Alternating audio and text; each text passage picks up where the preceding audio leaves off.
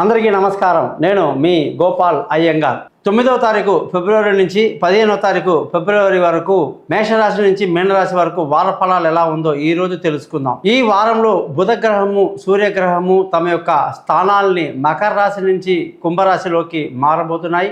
అక్కడ సుమారుగా నెల రోజులు కుంభరాశిలో ప్రయాణం జరుగుతుందన్నమాట. మరి దీన్ని బట్టి ఎటువంటి మార్పులు వస్తున్నాయి ఏంటి తెలుసుకుందాం. ఈ వారపు గ్రహస్థితి చూసుకుంటే గురువు వృషభ రాశిలో, కుజుడు మిథున రాశిలో, కేతు కన్యా రాశిలో, రవి బుధ గ్రహాలు మకరం నుంచి కుంభరాశిలోకి, అలాగే శని కుంభరాశిలో, శుక్రుడు రాహు గ్రహాలు మీనరాశిలో సంచరిస్తున్నాడు. శుక్రుడు ఉచ్చ స్థితిలో ఉండడం కూడా చాలా విశేషంగా కనిపిస్తుంది అనమాట. ఇటువంటి గ్రహస్థితిని బట్టి మనం 12 రాశులకు ఎలా ఉందో తెలుసుకోబోయే ముందు ముఖ్యంగా ఈ వారంలో మనం చదివేది ఆరుద్ర నక్షత్రం నుంచి ఉత్తరా నక్షత్రం వరకు, ద్వాదశ తిథి నుంచి తదియా తిథి వరకు, ఆదివారం నుంచి శనివారం వరకు. ముఖ్యంగా ఈ గ్రహాల పరిస్థితి చూసుకుంటే బుధ గ్రహానికి అత్యంత విలువ ఉంది. మొత్తం జాతకంలో మనం బుధ గ్రహాన్ని కానీ పట్టించుకుంటే ఈ గ్రహానికి అధిపతి మహావిష్ణువు కాబట్టి ఏ జాతకం మనం ముందు చూసినా అందులో బుధుడు ఎలా ఉన్నాడు అని చూస్తాం. బుధగ్రహం కానీ బాగుంటే ఆ జాతకం చాలా వరకు సక్సెస్ అని అర్థం. అలాగే నెక్స్ట్ మంచి గ్రహం ఏదైనా ఉందంటే అది గురువు అన్నమాట. తర్వాత శుక్రుడు, ఆ తర్వాత అర్ధశుభుడైనటువంటి చంద్రుడు అన్నమాట. సో ఈ విధమైనటువంటి జాతక చక్రంలో బుధగ్రహం ఇప్పుడు మకర రాశిలో నుంచి కుంభరాశికి రావటం, అలాగే బుధుడు చాలా సౌమ్యుడు. అందుకే ఈయన మంత్రంలో కూడా మనకి ప్రియాంగు కలికా శ్యామం రూపేణ ప్రతిమం బుధం సౌమ్యం సత్వగుణోపేతం తం బుధం ప్రణమామం అనేటువంటి సత్వగుణాన్ని కలిగినటువంటి బుధగ్రహం గురించి మనం ఇంతకుముందే చాలా ఎపిసోడ్లు తెలుసుకున్నాం. ఈరోజు సూర్యుడి గురించి చెప్పాలనుకుంటే సూర్యుడు మకర రాశి నుంచి కుంభరాశిలోకి 13వ తారీఖు నాడు ప్రవేశిస్తున్నారు. బుధుడు 12వ తారీఖు నాడు ప్రవేశిస్తున్నాడు. అది గమనించాల్సిన విషయం. కుంభరాశిలోకి సూర్యుడు అంటే మనకు తెలుసు, ప్రతి నెల ఒక రాశిని మారుతూ ఉంటారు. ఆయన వెనకాలే బుధుడు తప్పకుండా ప్రయాణిస్తూ ఉంటారనేది మనం ఎప్పుడూ గమనిస్తుంటాం. అన్ని జాతకాల్లో అలాగే ఉంటాయి. ముందు కానీ వెనక్ కానీ మధ్యలో సూర్యుడు కానీ ఎప్పుడు కూడా పక్కపక్కనే ఉంటారు. బుధ గ్రహము సూర్యగ్రహం అన్నమాట. సూర్యుడు అంటే మనకి అత్యంత గొప్ప గ్రహము. ఈ గ్రహం వచ్చేసి అన్ని గ్రహాలకి రాజు, అధిపతి. కాబట్టి కుంభరాశి సూర్యుడికి మంచి స్థానము, ఎటువంటి ఇబ్బంది లేదు. అందరూ అనుకుంటారు కుంభరాశి అంటే శని కదా, శనికి సూర్యుడు పరమశత్రువు అని. కానీ జనరల్గా చూస్తే మకర రాశి కన్నా కూడా కుంభరాశిలోనే సూర్యుడు మంచి ఫలితాలను ఇస్తాడు. అలాగే ఈ నెలంతా కూడా సూర్యుడి యొక్క పరిభ్రమణం ఇలా ఉత్తరాయణంలోనే సాగుతుంది. కాబట్టి ఇదొక విషయం మనం గ్రహించాలి.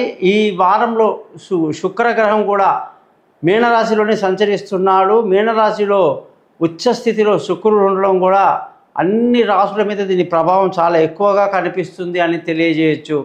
మరి ఈ వారంలో ఈ గ్రహాల స్థితి చూసాం కదా, సేమ్ ఇలాగే మనం పుట్టినప్పుడు కూడా మన గ్రహాల స్థితి ఉంటుందన్నమాట. దాన్నే జాతక చక్రం అని అంటాం.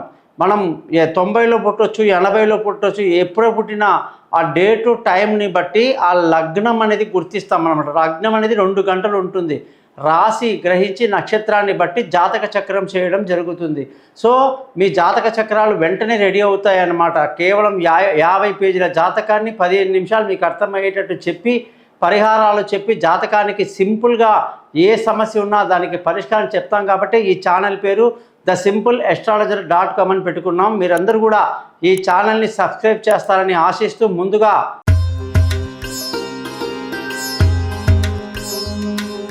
వృశ్చిక రాశి వాళ్ళందరికీ కూడా 9వ తారీఖు ఫిబ్రవరి నుంచి 15వ తారీఖు ఫిబ్రవరి వరకు వారఫలం ఎలా ఉందో చూద్దాం. ఈ వారంలో సూర్యుడి యొక్క మార్పు ఈ రాశి వాళ్ళకి గొప్ప ఉద్యోగంలో ప్రమోషన్లు, ఇంక్రిమెంట్లు, పై అధికారుల ప్రశంసలు, కొత్త ఉద్యోగంలో అవకాశాలు, అలాగే అనేక రకాల శుభ పరిణామాలు, వీసాలు మంజూరవటాలు అన్నీ అద్భుతంగా ఉన్నాయన్నమాట. గతంలో 1 మంత్ చాలా ఇబ్బంది పడినటువంటి వాళ్ళందరికీ, ఉద్యోగస్తులందరికీ ఇది శుభవార్త అన్నమాట.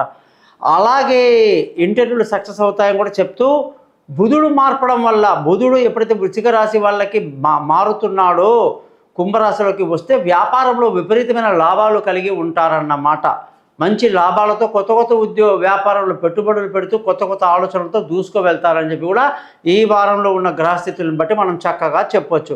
ధన ఆదాయం చాలా బాగుంది, కుటుంబ సంతోషం చాలా బాగుంది, పిల్లల చదువులు చాలా డెవలప్మెంట్ ఉన్నాయి, బంధువుల స్నేహితుల సహాయ సహకారాలు సుమారుగా ఉంటుంది. అంత అనుకున్నంత రాకపోయినా మీరు మానసిక ధైర్యాన్ని కలిగి ముందుకు దూసుకు వెళ్ళేటువంటి గుణం కలిగిన వాళ్ళు, అలాగే విలువైన వస్తువులు, భూములు, ఇళ్ళు, వాహనాలు అన్నీ కొనటానికి ఎంతో అనుకూలమైన వాతావరణంలో తల్లి ఆశీస్సులు బాగుండి ముందుకు దూసుకు వెళ్తారన్నమాట. కన్స్ట్రక్షన్ ఫీల్డ్లో ఉన్న వాళ్ళకి చాలా అద్భుతంగా కలిసి వస్తుంది. పిల్లల చదువులు, విదేశీ యానాలు, దూర ప్రయాణాలు అనుకూలంగా ఉన్నాయి. ఎవరైతే విదేశాలకు వెళ్ళి చదువుకోవాలనుకుంటున్నారో వాళ్ళకు అనుకున్న కాలేజీలో సీటు దొరకడం, అనుకున్న సబ్జెక్ట్లో సీటు రావటం వల్ల ఎంతో ఆనందాన్ని కలిగి తెలివైన నిర్ణయాలతో ఈ వారం అంతా ఎంతో ఆనందంగా గడుపుతారని మనం వృశ్చిక రాశి వాళ్ళకు చెప్పాలి. ఆరోగ్యపరమైన విషయాల్లో మాత్రం ఖచ్చితంగా జాగ్రత్తలు తీసుకోవాలి. ఎందుకంటే అష్టమంలో కుజుడు ఉండడం వల్ల అనేక అనారోగ్యానికి సంబంధించిన ప్రాబ్లమ్స్, వాహనాలు నడిపేటప్పుడు ఇబ్బందులన్నీ కూడా వృశ్చిక రాశి వాళ్లకు లేకపోలేదు. వృశ్చిక రాశి వాళ్లకు మానసిక స్థితి కూడా ఈ వారంలో దృఢంగా ఉండాలన్నా, మనసు చికాకు లేకుండా అనుకున్నది జరగాలన్నా రోజు హనుమాన్ చాలీసా కానీ, అలాగే లక్ష్మీ నరసింహస్వామి కరావలంబన స్తోత్రం కానీ, లేదా సుబ్రహ్మణ్య స్వామి యొక్క స్కంద షష్ఠి కవచం కానీ చదవాలి. తెల్ల పగడాన్ని ధరించాలి. ఉంగరం వేలికి 7 సార్లు కుజమంత్రాన్ని చదవాలి. అలాగే ఈ వారంలో మీరందరూ కూడా లేనిపోని చికాకులు ఇవన్నీ కలగకుండా కుజమంత్రాన్ని జపం చేయడం ఎంతో మంచిది అని చెప్పేసి చెప్పడం జరిగిందనమాట. భార్యాభర్తల మధ్య చక్కటి సయోధ్య కలిగి సంతోషంగా ఆనందంగా గడుపుతారు.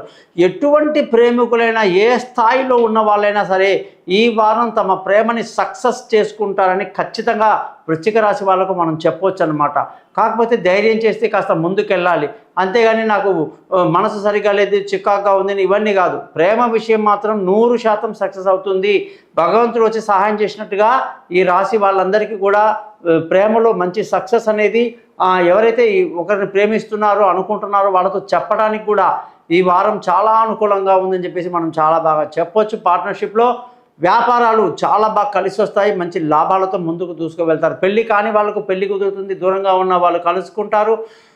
అనేక రకాలుగా ఈ వారం చాలా బాగుంది. అదృష్టం అనేది చూస్తే మంగళవారం వరకు బాగాలేదు. బుధ, గురు, శుక్ర, శనివారాల అదృష్టం చాలా బాగా కలిసి వస్తుంది. తండ్రి, మామ, పెద్దల నుంచి ఆశీస్సులు, వాళ్ళ ఆర్థిక లాభాలు, ఆస్తిలో పంపకాలు అన్నీ లాభదాయకంగా ఉంది.